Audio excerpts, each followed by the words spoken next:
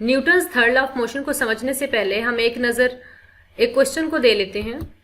What happens when two objects interact with each other. Let's suppose ये आपका table है, table के ऊपर एक ऑब्जेक्ट पड़ा हुआ है, इस पे दो फोर्सेस एक्ट कर रही हैं। एक तो ऑब्जेक्ट का वेट है जो कि डाउनवर्ड फोर्स लगा रहा है, और टेबल है जो कि ऑब्जेक्ट पे अपवर्ड फोर्स लगा रहा है। डाउनवर्ड फोर्स को हम एक्शन फोर्स कहते हैं और अपवर्ड फोर्स को रिएक्शन फोर्स कहते हैं। Note that action forces and the reaction forces are equal in magnitude but opposite in the direction.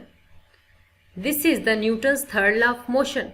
It says that every action has an equal but opposite reaction. Now have a look on the perfect example of the Newton's third law of motion. ये आपके पास gun है, आप gun से bullet को fire करते हो। Gun जो है आपकी बुलेट पे एज ए एक्शन आगे की तरफ फोर्स लगाती है, और बुलेट जो है वो एज ए रिएक्शन गन पे बैकवर्ड फोर्स लगाती है। Hold down. हमने पीछे Newton's third law of motion में पढ़ा था कि फोर्सेस जो होती हैं वो इक्वल इन मैग्नीट्यूड होती हैं। अगर फोर्सेस इक्वल हैं तो बुलेट ने ज्यादा तेजी से क्यों मूव किया, गन ने ज्यादा तेजी से मूव क्यों नहीं किया? Have a look on the Newton's second law of motion. It said that laser will be the mass, more will be the acceleration.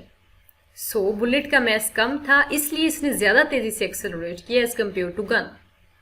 For example, आप चल रहे हो ग्राउंड पे, तो आप जब चलते हो ग्राउंड को पीछे की तरफ पुश करते हो, एज अ रिजल्ट ग्राउंड जो है आप पे आगे की तरफ फोर्स लगाता है।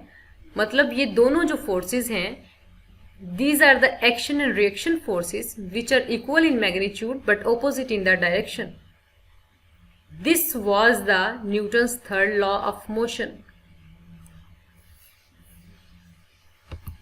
For more videos, subscribe to my channel.